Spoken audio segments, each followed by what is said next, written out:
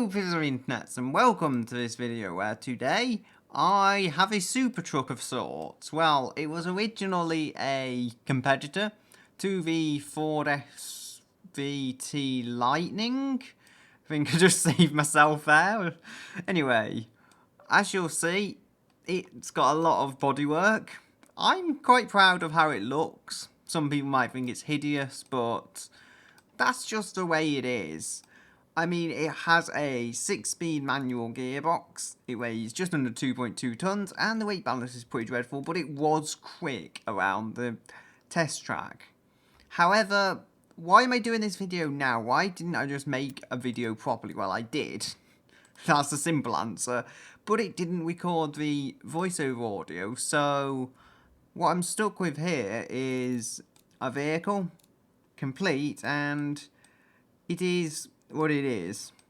However, since I have driven it now, I can say there's crucial improvements that could be made to this to make it significantly better. Its ladder frame, I'm happy with that, but first of all, the leaf springs. In itself, it could make sense, but it puts out a lot of power. And if we look at here, I've got air suspension.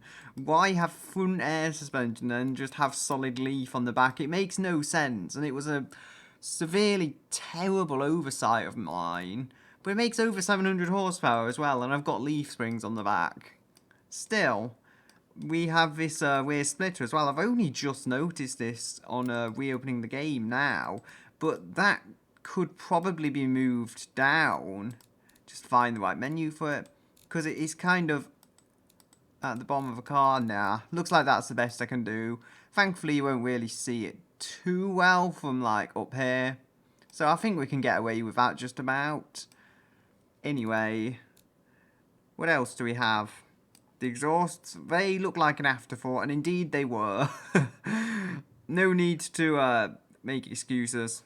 They just were an afterthought on there. In the overall design, I could put a bit more chrome on, but I feel that's not suitable for the sportiness. Maybe I could actually make these not pink, but more steel colour than chrome. I feel it just works better, and that's really what this video is about, just taking what exists and making it better, making it not more comfortable necessarily, but just a better performance vehicle. Now, it has huge rear tyres, no tyres as you would have seen. It did help it to an extent, but you could always feel there was a leaf suspension disadvantage there. And when we put live coil on, which is a very easy swap, things get better. So, that's a positive. How about trailing arm and such? Beyond that, the difference isn't too huge. It's just that's how bad leaf springs are. We have the best chassis around because, well, still being a ladder at least, because that's what this kind of truck was supposed to be. I'm going to keep the ladder frame, although maybe I can lower it a bit now. So, yes, I can, as you might have expected with coil springs. If I could actually go with something else, maybe I could lower it even more. So, here it is. It has been changed, but I've tried to keep the overall soul of the vehicle as it is. It has got a light truck, ladder, unitary, whatever, from a standard ladder chassis. I can speak, kind of. And the panels are fiberglass, because, well, that made the market happy. If I just... Oh. Well, they don't like it now, but they did used to like it, and I can't be bothered re-editing this and all, when I've already got a good result. Still, the engine placement is front longitudinal, and it goes through double wishbone front suspension. I tried McPherson, but it raises it off the ground, and I wanted to sit as low as possible. And then the multi-link is the rear suspension, because that's how I could get it soft on the rear while also being incredibly, incredibly low. The market actually likes it besides the body type. So, you know, I have gone with Muscle Premium, yes, more than I have gone with other categories because I feel that's what could work. And this engine is more of a high-performance diesel. It's a turbocharged 8.0 actually litre inline six. So let's hear it.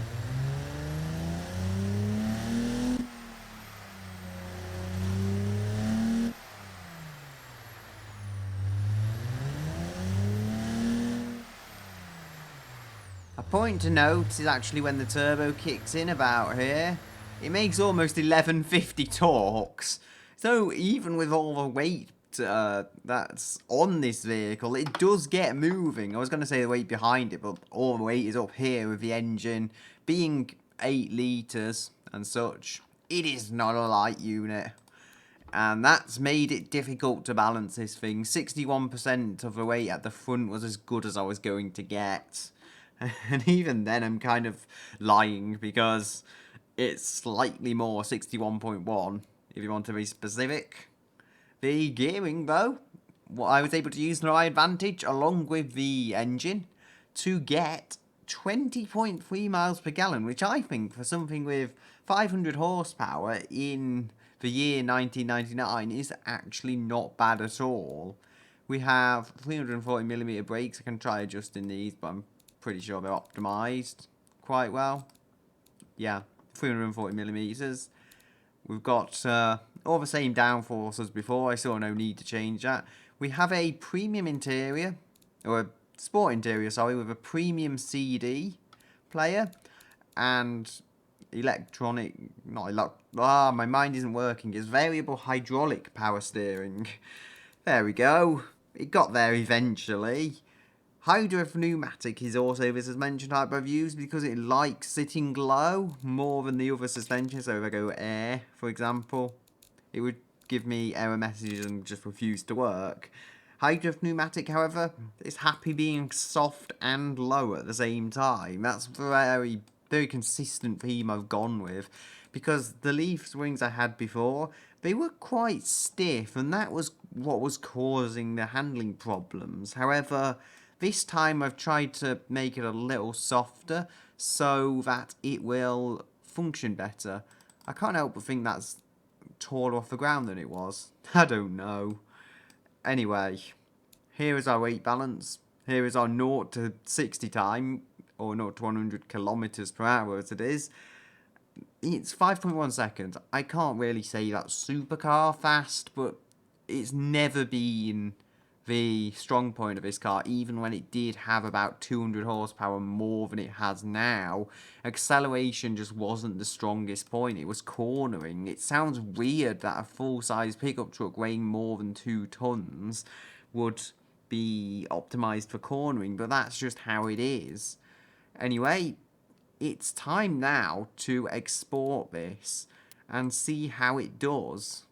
I mean, hey, think of it this way, it might not be able to out-accelerate a Ferrari, but it gets better miles per gallon. So, here we have it, and I think, personally, that it looks even better in BeamNG than it did in automation. I mean, I don't normally like my own vehicles, but this one has grown on me as time has gone on. You can actually see the weird tyres sticking through the arches, though, because it's so low. But I like that about it, you know. I just wish I could cut the wheel arches up further to make it like look proper and good instead of just like it's been slammed to the ground cheaply. But you know, there's only so much you can do. Anyway, need to turn ESC off. Yes, I managed to do that quickly enough. Second gear. I can hear the turbo going and oh dear, there's a lot of understeer. It feels like something's broken, there's so much understeer. The other model just wasn't this smooth. It's funny to imagine that they are basically the same vehicle. Oh, and the brakes could be a little better, but I was trying to use the brakes to kind of rebalance a car, so that's probably why. I mean, they work, but they could just be a little better. Overall, though, it is a smooth driving experience. I do ponder, though, could it be smooth enough to take the title from the more powerful yet older vehicle with, what was it, leaf suspension. Leaf kind of weird suspension, and I think air front suspension. Oh dear. It was kind of holding its rear end in there. It's just the slide was very disconcerting. So, you know, make of that what you will. It's weird how easy it is though. I was expecting with such a terrible weight balance, this would be a complete nightmare to drive, but it just isn't. I guess you could have said that about the other version of it as well, but they are not bad cars to drive. More so with this one. The other one struggled in places. This just doesn't struggle though, despite it being lower. Maybe being lower even helps it. I think it's more the fact it's got independent suspension though, and not tractor trailer suspension, as so it is. Come on, gently round. Going a bit on the sand. There's definitely more understeer on this, just due to how the suspension is. I tuned it to be more on the understeery side because I wanted it to be more safe than sorry, so to speak. That's just how I wanted it to drive, and it's fared well doing that. It's not hurt the vehicle as such. Again, gently go around there, and you can just hear the turbo. I think about 2,000 RPM, all that power and all that torque comes on. You wouldn't know it's as torquey as it is. You can kind of feel the power, but the torque is kind of hidden actually. It just does its job in the background without you ever needing to particularly think about it. And we're not even going to need to shift above third gear, even though there is 6 gears available in total. Only about 5 of them are really usable because the last gear exists purely for economy reasons.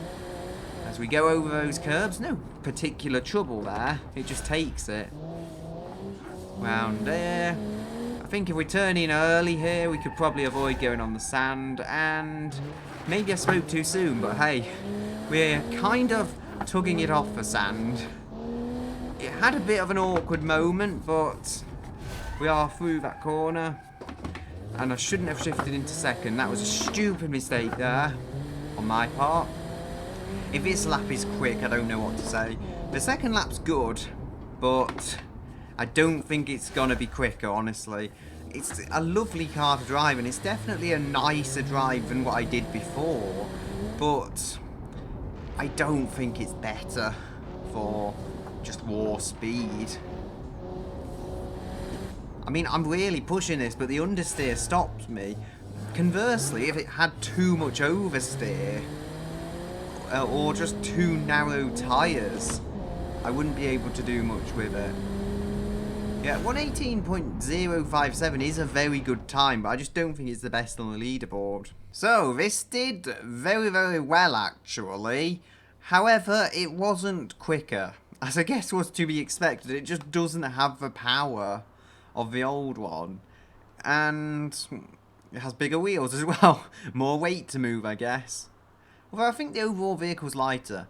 Anyway, I'm getting sidetracked. It was about 0.4 of a second ahead of the Plymouth Fury, and that would put it in 4th place overall, below the 116 that the other one set, which is just craziness, really. I mean, a 116 from a pickup truck.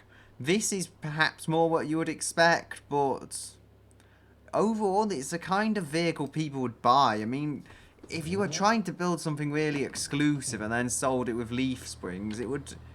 you just wouldn't have a very sellable case on your hands. Whereas this, it's like the best pickup truck money can buy, so, you know, technologically, it's not just quick, but it also should be fairly comfortable. Because the rear suspension isn't, like, horrendous. It isn't just a old utilitarian setup.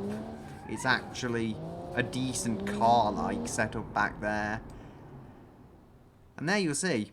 Overall, it's quite smooth. Obviously, it's not going to be as smooth as a luxury car, but it's a pickup truck. It's going to have limitations. Still, I'm going to leave it here for today. And until next time, I'll say, goodbye until another day.